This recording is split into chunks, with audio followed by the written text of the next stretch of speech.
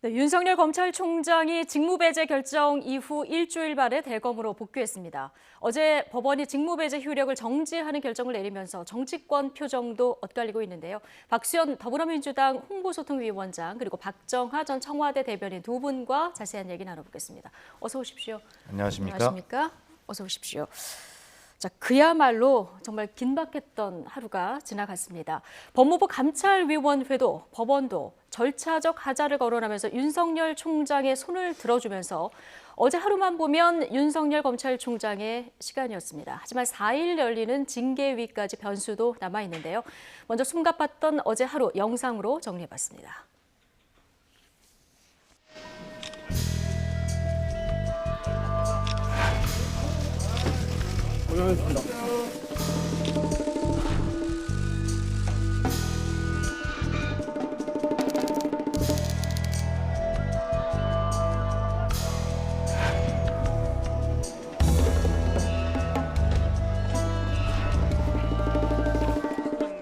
제가 그 이상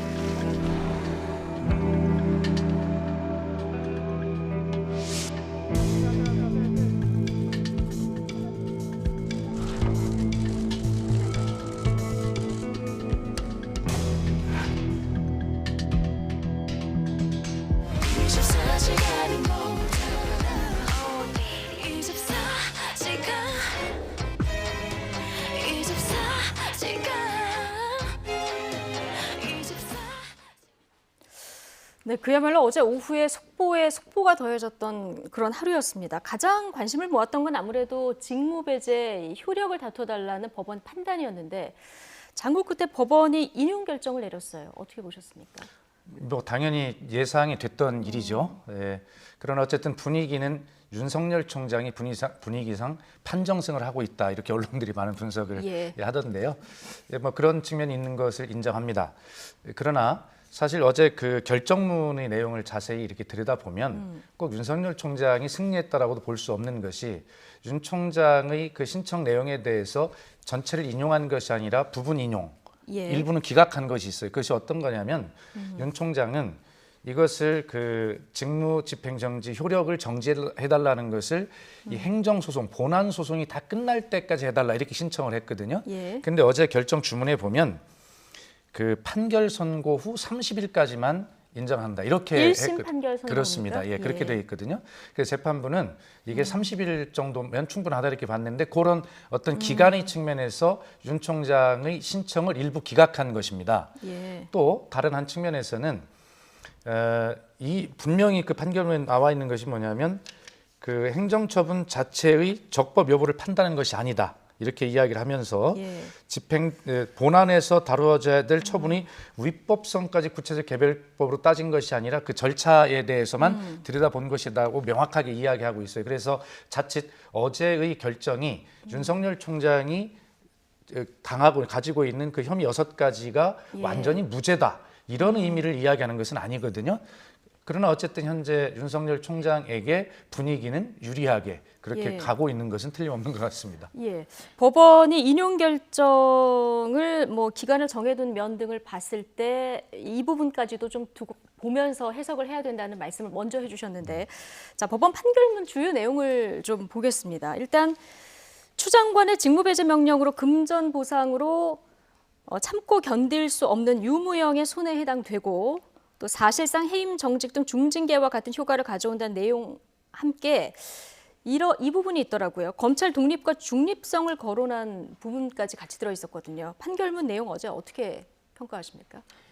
일단은 좀 박수현 위원장님 말씀 주셨지만은 일부 기각된 부분에 대해서 1심 판결 이후 30일까지만 효력을 갖는다라고 하는 거는 본질과는 좀 관계없는 내용들이고 이 어제 판결문의 이례적인 면은 제가 법조 전문가는 아니지만은 보통 이 행정명령에 대한 이번 판결문이 굉장히 간결하답니다. 예. 굉장히 간결한데 이례적으로 지금 여러 가지 건을 붙였어요. 그러니까 처음 지금 말씀하신 것처럼 검찰총장과 법무장관과의 관계, 뭐 맹종이라는 표현까지 써가면서 그리고 이후 뭐 검찰 내 인사 문제까지도 좀 거명을 했는데 저는 굉장히 이례적인 행정법원의 판단이었다고 보고요. 이게 꼭 본안 소송과는 관계없이 지금 발생할 수 있는 그 검찰총장, 소를 제기했던 검찰총장의 그 손해에 대한 판단이지만 일시적인 손해에 대한 판단이지만 굉장히 많은 부분을 함유하고 있는 부분이어서 어제 같이 있었던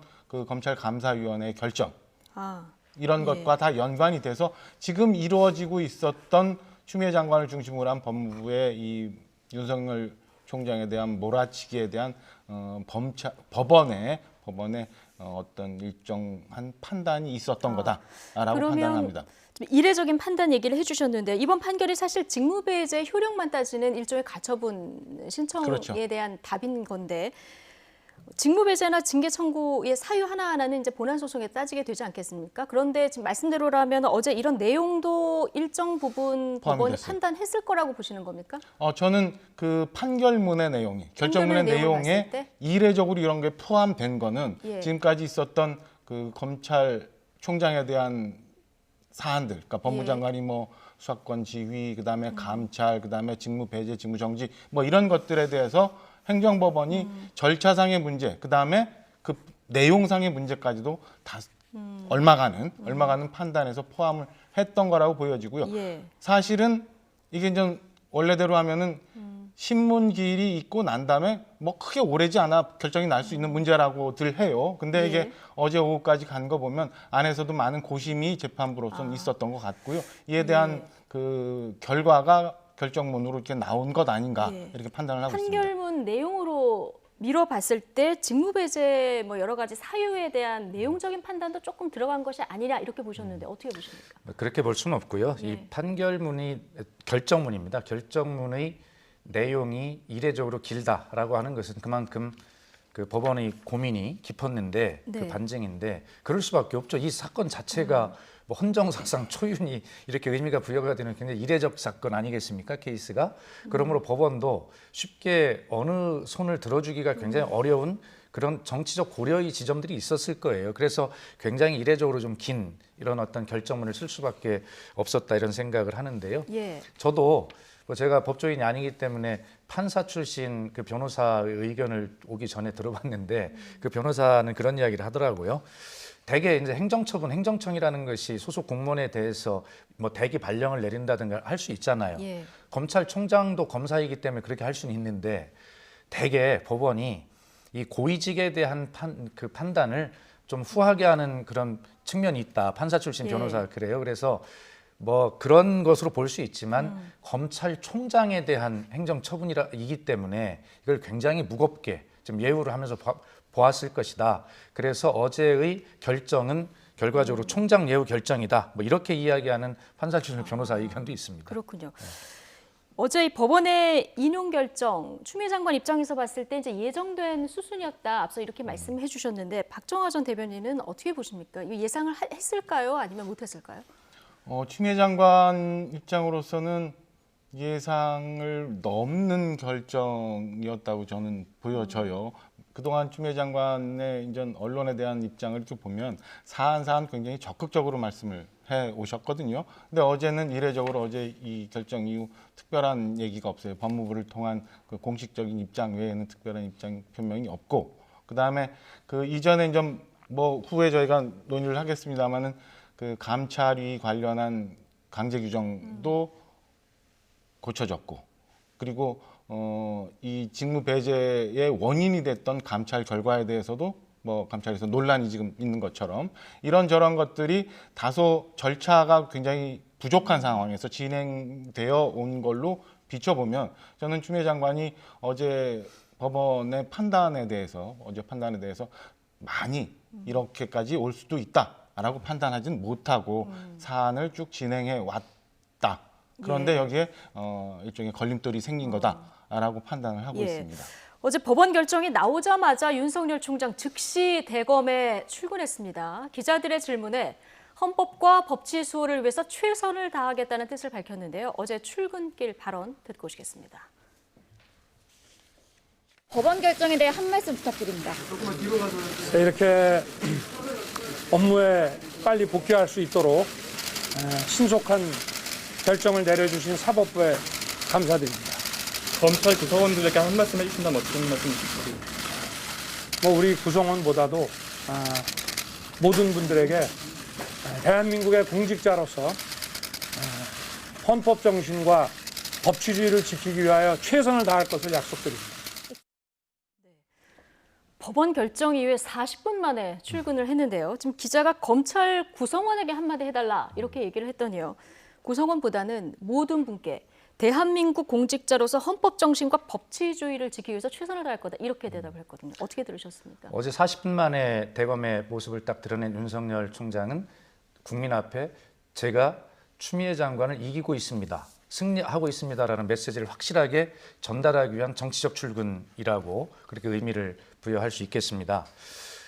거기서 중요한 말씀 두 가지를 윤 총장께서 하셨는데요. 우선 대한민국이 공직자라는 표현을 했습니다.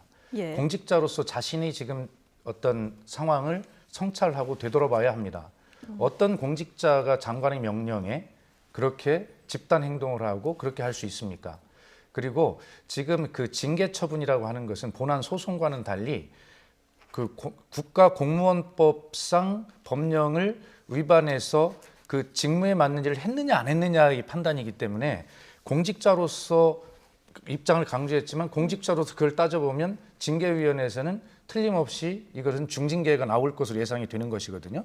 그럴 때는 자기 입으로 공직자라는 이야기를 한 이상 그 공직자의 의무를 다시 한번 되돌아보기를 바라고 그다음에 헌법 정신, 법치주의를 이야기했는데 과연 지금 이 검찰이 헌법 정신과 법치주의를 이야기할 자격이 있는지 그동안에 국민께 실망을 드렸던 그 많은 검찰의 행태, 잘못된 판단들에 대해서 국민에게 정말 어제 메시지는 국민 여러분 저희가 부족하지만 검찰 개혁을 국민의 눈높이에 맞도록 더욱 스스로 해 나가겠습니다 라고 하는 그러한 성찰의 메시지가 훨씬 윤석열답고 국민께 더욱더 지지를 받을 수 있는 발언이었는데 어제 헌법 정신과 법치주의 수호는 자격이 없는 발언을 정치적 발언을 한 것이다. 저는 그렇게 봅니다. 징계위는 아직 열리지 않아서의 결론은 이제 두고 봐야 되는 이런 상황인 거고요. 어쨌든 어제 첫 일성으로 했던 발언들로 봤을 때 이건 정치적 출근이었다 이렇게 평가를 해주셨거든요. 박정화 전 대변인은 어제 대한민국 공직자로서 헌법 정신을 지키겠다 이 발언 어떻게 들으셨습니까? 두 가지로 좀 나눠서 봐야 될 것 같은데요. 어제 이제 다시 행정법원의 판결 결정문을 다시 인용을 좀 해봅니다. 이 안에 보면 검찰총장이 법무부 장관에게 맹종할 경우 검사들의 독립성과 정치적 중립성을 유지할 수 없다라는 그 결정문안의 내용이 있어요. 어제 결정문 내용 말씀하시는 거죠? 다시 이제 그걸 한번 제가 인용을 해드립니다. 지금 현재 전국의 거의 100%의 평검사들, 검사장들이 지금 그 법무장관의 직무 배제, 직무 정지 이 건에 대해서 철회해달라고 요구한 거는 윤석열 총장에 대한 개인적인 신뢰 내지는 검찰 개혁에 대한 거부라고 저는 보여지지 않아요. 이게 지금 윤석열 총장이 출근하면서 얘기했던 공직자로서의 헌법을 준수하고 해야 될 일에 대한 그걸 지키기 위해서 지금 검사들이 검찰 모두가 좀 얘기하고 있는 거거든요. 이 건에 대해서는 여전히 여권 일각에서 아니다. 이건 검찰 개혁에 대한 저항이다라고 판단하시고 보시면 이 갈등은 쉽게 해결이 되지 않을 거다라는 점 하나. 두 번째는 그 윤석열 총장이 그 직무 배제가 되기 전에 일부 간담회를 통해서 거의 식물총장이니까 수사나 인사나 이런 데 전혀 개입할 수 없는 상황에서 일종의 약자와의 간담회를 했거나 그다음에 공판주의 검찰의 자세를 얘기를 하거나 이런 것들 보면은 검찰 개혁의 모습이라는 게 어떤 건지 이걸 좀 보여주려 했던 거라고 저는 보여져요. 그러니까 우리가 지금 국민 모두가 그리고 좀 서로 바라보는 면이 틀려서 그렇지 검찰 개혁이라는 내자를 써놓고 어느 쪽에서는 검찰 개혁을 이렇게 보고 있고 어느 쪽에서는 또 달리 보고 있는 이런 점에서 이 모든 갈등이 기인한다고 보여지는데요. 어제 윤석열 총장이 출근하면서 공직자들, 국민들 얘기하면서 헌법 그다음에 공직자의 자세 이렇게 얘기한 건 저는 검찰 개혁이 본인이 생각하는 그다음에 검찰이 생각하고 있는 검찰 개혁의 방향이라는 건 어떤 거다라는 것 하나를 보여주고 두 번째 검찰에서 지금 얘기하고 있는 많은 100% 가까운 검사들이 얘기했던 이 건은 검찰로서의 저항이 아니라 이게 바로 헌법을 준수하고 검찰의 정치적 중립성을 보호하기 위해서 간곡하게 법무장관에게 호소했던 거다라는 얘기를 하고 있다고 저는 해석을 합니다. 예, 어제 검사들에게 이메일을 보내서 든든한 버팀목이 되겠다 이런 글도 남겼습니다. 지금 어제 출근하면서 한 일성이 검찰 개혁에 대한 본인이 생각하는 방향을 제시했고 그 내부에서의 여러 가지 목소리가 저항이 아니라는 점, 그 어떻게 보면 법무부 장관이 호소하는 그런 메시지였다고 보셨는데요. 어떻게 들으셨습니까? 그러니까 소위 우리 국민이 많이 들어온 말씀 중에 검사 동일체라고 하는 이상한 용어가 있어요. 대한민국에는. 검사가 평검사를 비롯해서 수많은 검사들이 입장을 냈다고 하지만 저는 그냥 단순히 검사의 입장입니다. 숫자가 중요하지 않아요. 그 검찰 조직의 그 이익을 뺏기지 않으려고 하는 그러한 검찰 내부의 어떤 집단 이기주의 이런 것들이 그냥 뭐 모든 검사들이 참여한 것이죠. 오히려 검사 동일체의 원칙이 아직도 지배하고 있음을 여실히 보여준 것이다.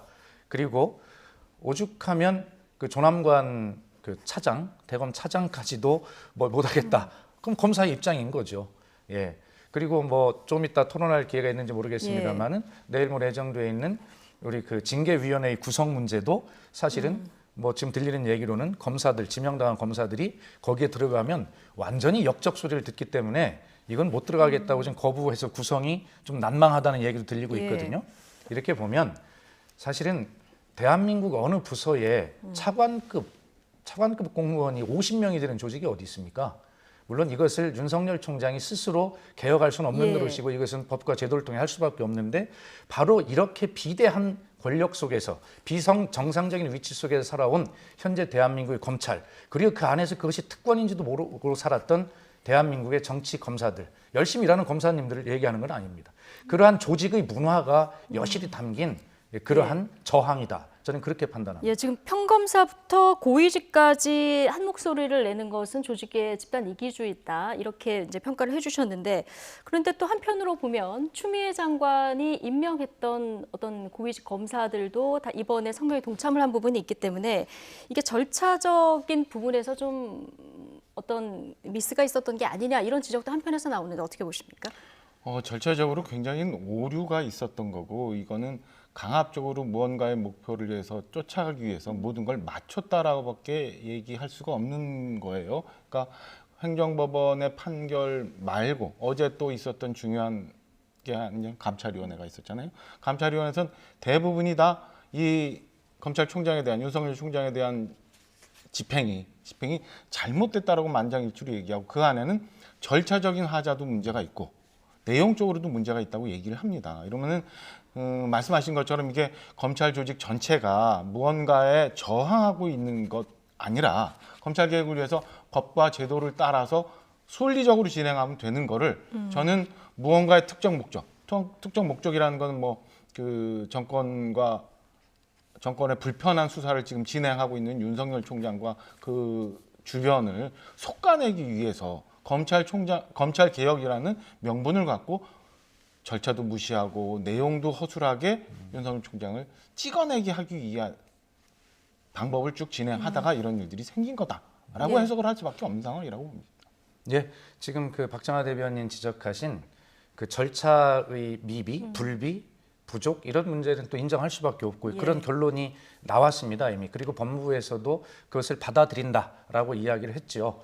아마 법무부에서는 그런 절차의 미비, 그 뒤에 오는 징계위원회의 어떤 중징계 결정 이것에 이제 확신을 가지고 있었다고 생각을 해요. 그래서 이런 절차를 좀 이렇게 가도 좀 거기에 최종적으로 목적지 도달하는 것은 자신 있다 이런 생각을 했을 것 같아요. 그것은 왜 그러냐면 뭐 이건 본안 소송이 아니라 징계 절차이기 때문에 아까 말씀드린 대로 국가공무원법상 그 법령이 정한 직무 범위에 있느냐 없느냐 단순한 문제이기 때문에 이 징계위원회는 당연히 중징계가 나올 거라고 생각했을 거예요.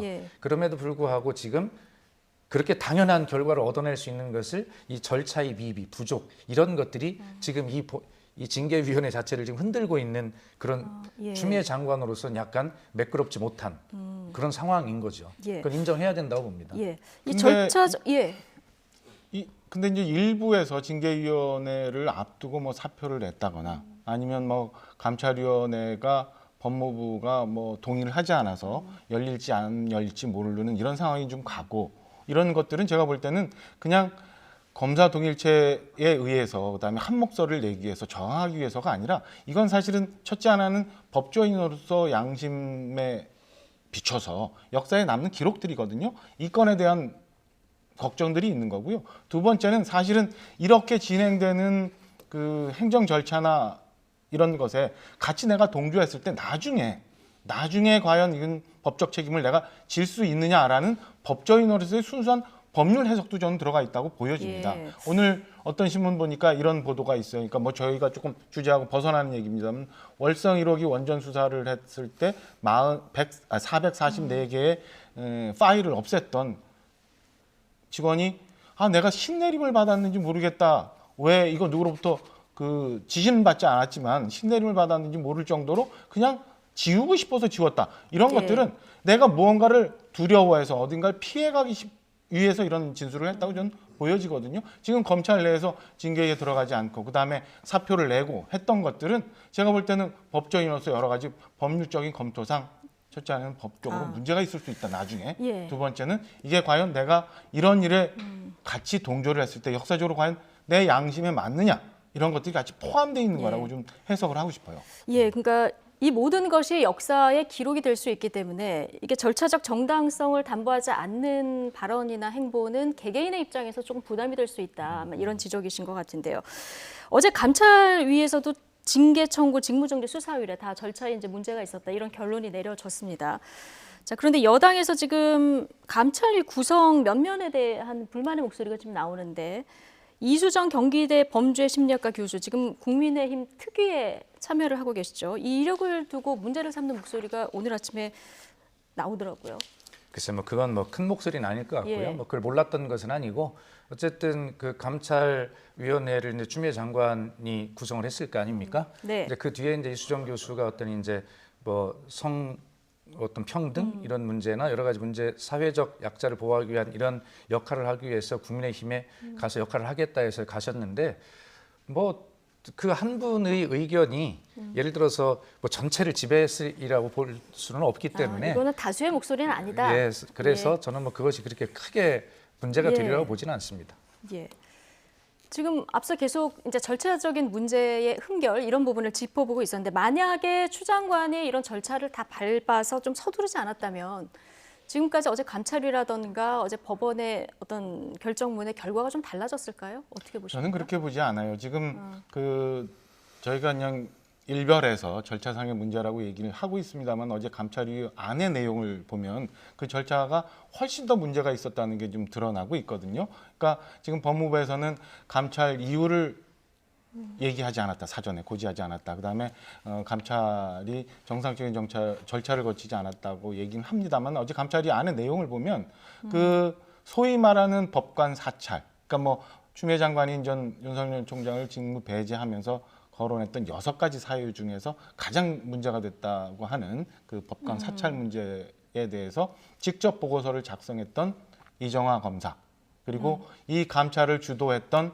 박은정 감찰 담당관의 이전 얘기들이 오늘 아침에 좀 나옵니다. 예. 이에 보면은 우선은 박은정 감찰 담당관이 직속 상관인 감찰관, 유혁 감찰관한테 보고도 없이 그냥 예. 장관의 지시를 통해서만 보완을 위해서 그냥 진행을 했다라는 게 하나가 있고요.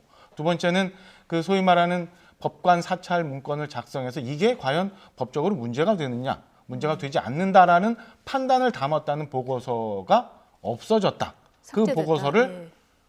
내가 작성한 이정화 검사 본인 의사와 상관없이 박은정 감찰 담당관의 지시에 의해서 삭제를 할 수밖에 없었다라는 게 어제 나왔거든요. 예. 이거는 감찰 자체가 절차적으로 문제가 있었고 감찰 내용도 사실은 내용상으로도 굉장히 예. 무리하게 윤석열 총장을 직무 배제하기 위한 건을 만들기 위해서 감찰을 했다라고밖에 해석을 할 수가 없는 상황이에요. 이렇다면 저는 절차도 내용도 잘못됐기 때문에 사전에 뭐 감찰 내용을 고지를 했다거나 아니면 감찰을 뭐 절차적으로 진행을 했다는 것과는 별개로 감찰이 진행됐어도 어제 감찰위원회가 있었으면 감찰위원회가 판단이 있었다면 예. 이거는 부당한 감찰이라고 결론이 났을 거라고 저는 생각을 합니다. 지금 말씀하신 이 부분이요. 지금 법무부 감찰팀끼리 좀 설전이 오고 왔거든요. 그렇습니다. 이정화 검사하고 그의 박은정 그 감찰관이죠. 그리고 또 박은정 감찰관하고 류혁 감찰 담당관 사이에 이제 설전이 좀 오갔는데 진실이 어떻게 되는 건지도 궁금하고요. 만약에 지금 주장하는 분들의 얘기가 사실이라고 하면 이게 법적으로 문제가 없는지 이 부분도 궁금합니다. 우선 뭐 저희들이 뭐 자세하게 내부를 다 알 수 없습니다만 밖에 예. 알려지기로는 추미애 장관의 그런 방침 이런 것들에 대해서 유혁 감찰관이 사실은 반기를 들은 분이고요. 그렇기 때문에 장관으로서는 업무 범위가 좀 폭넓게 인정이 되는 것 아닙니까? 필요한 판단에 의해서. 그렇기 때문에 자기의 방침과 반대하는 그 라인에 대해서 어떤 업무를 지시할 수는 없는 거죠. 그렇기 때문에 거기를 건너뛰고 박은정 그 담당관에게 업무를 지시할 수밖에 없는 그건 폭넓게 장관의 업무로 인정이 돼야 된다고 보고요. 또 지금 말씀하신 삭제 여부 서로 의견이 충돌하고 있습니다. 그런데 여기서 중요한 것은 법리적으로 지금 앵커께서 질문하신 예. 대로 이거 형사 책임이 문제가 있는 거 아니냐라고 질문하셨는데 뭐 그렇게 볼 수도 있겠습니다만 그렇지 않다는 것이 우세할 겁니다. 왜 그러냐면 박은정 검사는 이 문제가 쉽게 얘기하면 그 법원 사찰의 문제가 이것이 범죄에 해당하지 않는다라고 하는 그런 법리적 의견을 가지고 있었고요. 예. 이정화 검사는 반대 의견을 가지고 있었던 것이거든요. 네. 그러니까 법리의 문제로 이견이 있는 것이기 때문에 이 문제를 형사처벌까지 한다는 것은 무리가 있다고 보는 시각들도 많이 있습니다. 예. 예. 그 보안을 문제로 유혁 감찰관을 건너뛴 이 부분에 대해서 지금 어제 설전이 있었던 건데 한 시민단체가 지금 심재철 검찰국장, 박은정 감찰 담당관 지금 직권남용 혐의로 고발을 한 이런 상황이고요. 대검에 있는 인권정책관실이 또 대검 감찰부에 대한 조사에 착수한 부분이 또 있습니다. 지금 저희가 지금 그러니까 윤석열 총장을 직무 배제시킨 감찰 내용에 예. 대해서 뭐 절차상의 문제, 내용상의 문제를 검토를 하고 있습니다만은 이 건에 대해서 지금 검찰 내에서 지금 감찰에 문제가 있을 수 있다라는 예. 걸로 지금 조사에 들어간 거거든요. 제가 볼 때는 그 검찰청법 안에 보면은 이런 내용이 있다고 해요. 그러니까 그 검찰 내부의 중대 감찰의 경우에는 감찰관 유혁 감찰관의 지휘를 받아서 해야 된다라는 규정이 있었는데 이거를 좀 건너뛰고 한 거거든요. 그러니까 법상으로도 저는 문제가 좀 있을 소지가 충분히 있다. 지난 3년 반 동안 우리가 가장 많이 들어왔던 뭐 직권남용, 권리행사 방해 뭐 이런 문제가 저는 여기서 드러나고 있는 것 아닌가. 그래서 크게 뭐 여기까지 갈 수는 없습니다만 국정농단이니 사법농단이니 이런 단어들이 저는 제 머릿속에 왔다 갔다 할 정도로 이게 형사적으로도 문제가 있지 않나라는 생각이 들어요. 그래서 지금 다시 재감찰을 시작했습니다만 감찰 결과에 따라서는 이게 큰 내부적으로 그러니까 법무부 장관이 검찰을 뭐 쉽게 본인의 의사대로 움직이기 위해서 예. 뭔가 감찰을 무리하게 진행을 했고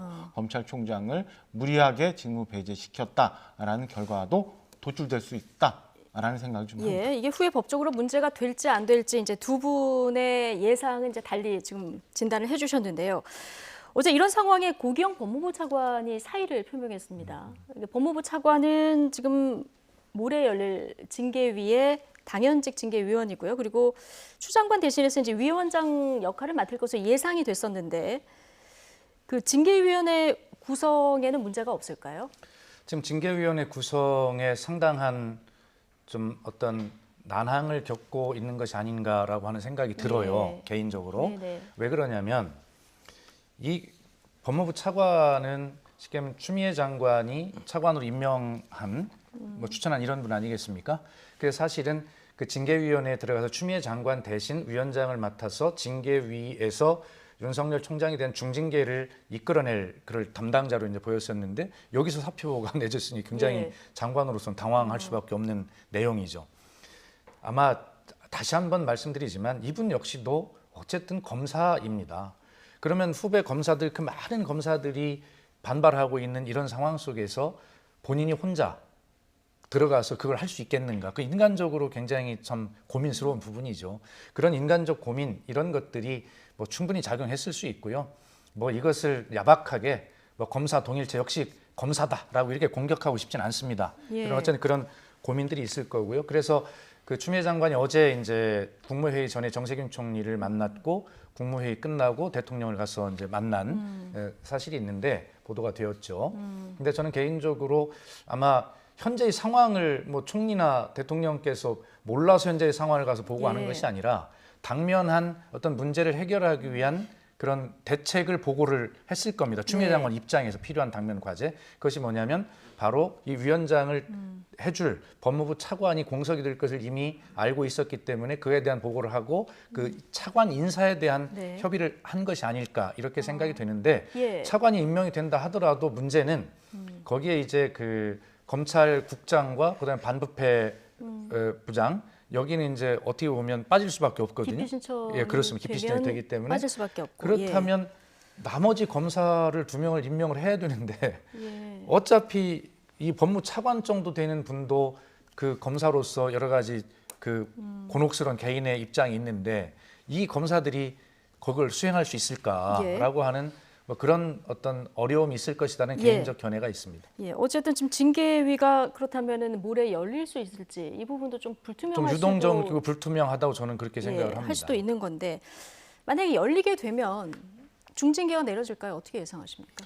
일단은 징계위 구성을 좀 봐야 되는데 예. 징계위 구성이 7분으로 되어 있고 법무장관이 다 지명하게 되어 있어요. 그 안에는 말씀하신 것처럼 전 검찰 3분하고 변호사하고 뭐 그 다른 예. 부분 이렇게 되어 있는데 저는 아무래도 장관이 지명해서 있게 되는 징계위라는 거는 첫째 뭐 열릴지 안 열릴지는 좀 전에 우리 박 위원장님 말씀 주셨지만 만약에 열린다면 저는 그 결과는 만약에 구성이 돼서 그다음에 성원이 돼서 열린다면 결과는 그냥 굉장히 중징계의 원안대로 저희가 예상하는 것처럼 중징계 결과가 나올 거라고 보여지고요. 예. 애초에는 이 여러 가지 감찰위원회 결과, 그다음에 어제 행정법원에서 결과 이런 것들이 없이 진행이 됐다면 징계위에서 결과가 나오고 이에 대해서 대통령이 수용하는 그런 형식을 띄어서 검찰총장을 배제하는 이런 수순을 밟아갔을 거라고 저는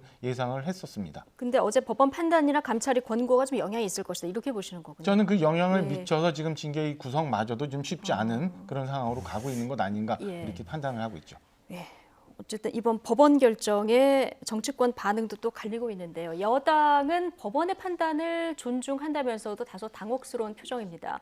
또 윤 총장 때문에 검찰 조직이 흔들리고 있다 이런 일각의 목소리도 나왔는데요.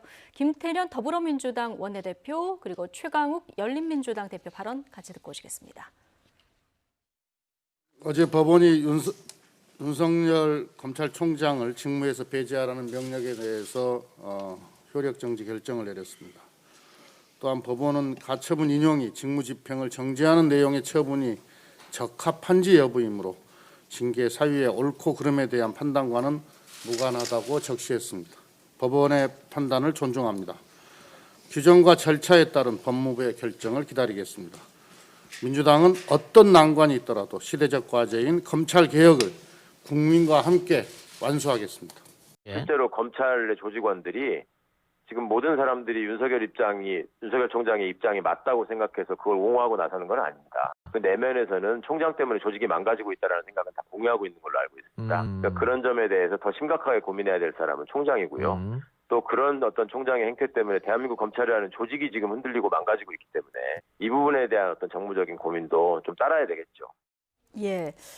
오늘 이낙연 대표도 문제의 원점은 검찰 개혁이다. 결연한 의지로 검찰 개혁 해나가야 된다. 이런 목소리를 냈는데 전체적으로 지금 검찰 개혁을 해야 된다. 이 목소리가 오늘 여당 내에서 많이 나왔습니다.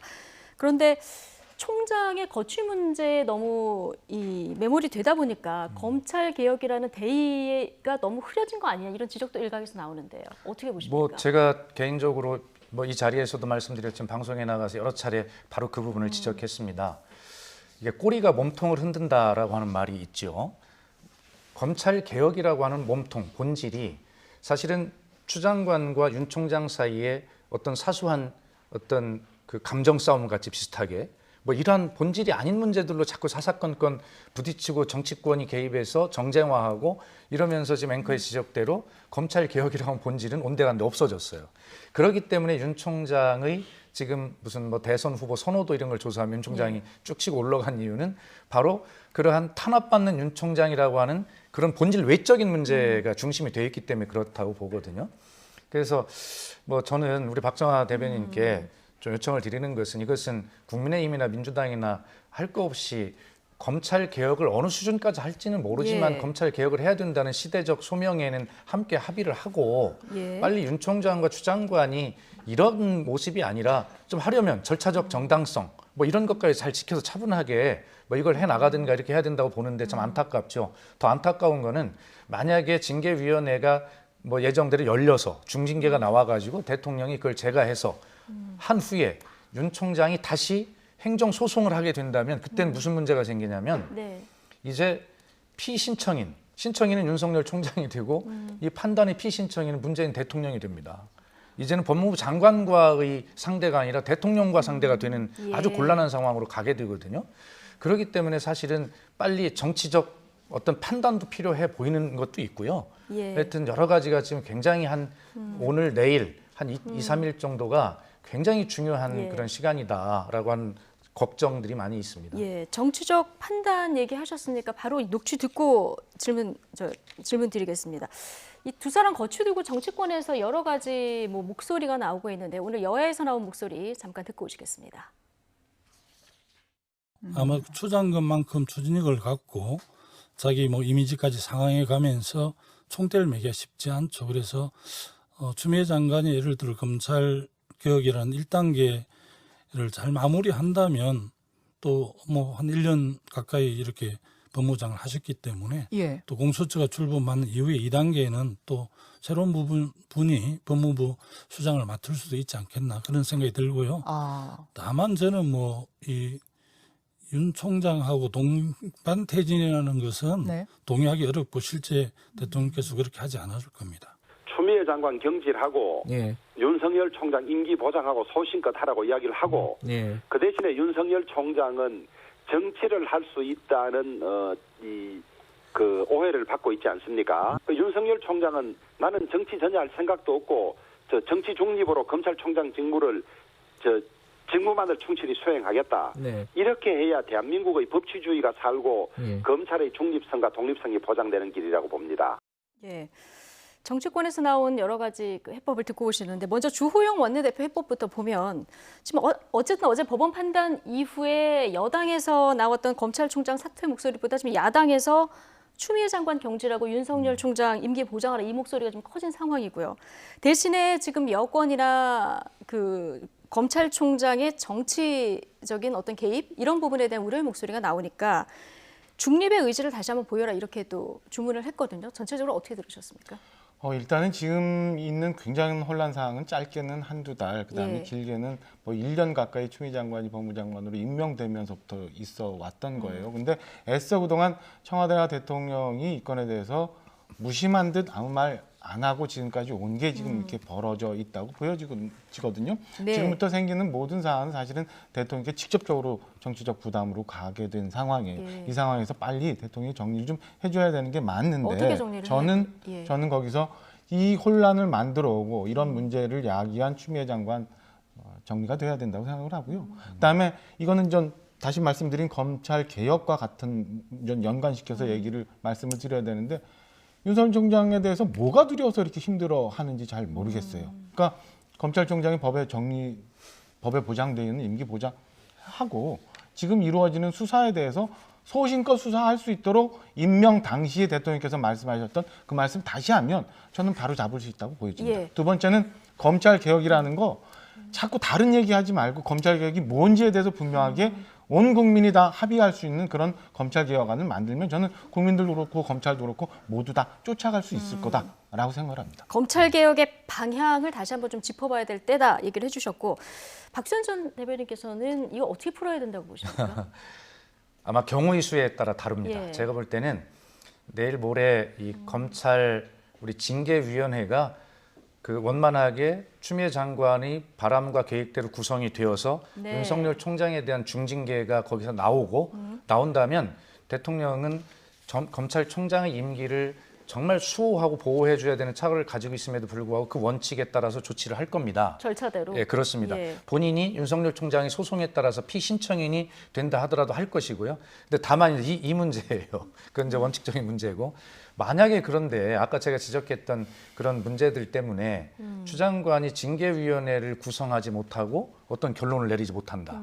이랬을 때는 심각한 문제가 생깁니다. 예. 그런 때는 정치적인 결단을 그때 할 수밖에 없는데 그때는 추 장관이 그 책임을 지고 사퇴를 하든 경질을 하든 이루어지고 그리고 나서 이 검찰 개혁 그 검찰총장에 대해서 검찰 개혁을 어떻게 할 것인지 대통령으로서 확실하게 약속받고 그렇게 하면서 그 검찰 개혁을 다른 힘으로 진행을 할 수밖에 없는 그런 상황이 될 것이다. 저는 예. 그렇게 봅니다. 경우마다 다를 것이다. 일단 네. 모레 징계위가 열리는지 열리면 어떤 결론이 내려지는지 이것부터 봐야 되겠고요. 예, 그게 아마 그 굉장히 중요한 분기점이 될 거다. 저는 그렇게 판단하고 있습니다. 예, 알겠습니다. 자, 어제 윤석열 검찰총장을 둘러싼 정말 숨가쁜 하루에 대해서 오늘 두 분과 이야기 나눠봤습니다. 박수현 더불어민주당 홍보소통위원장 그리고 박정하 전 청와대 대변인 두 분과 함께했습니다. 오늘 고맙습니다.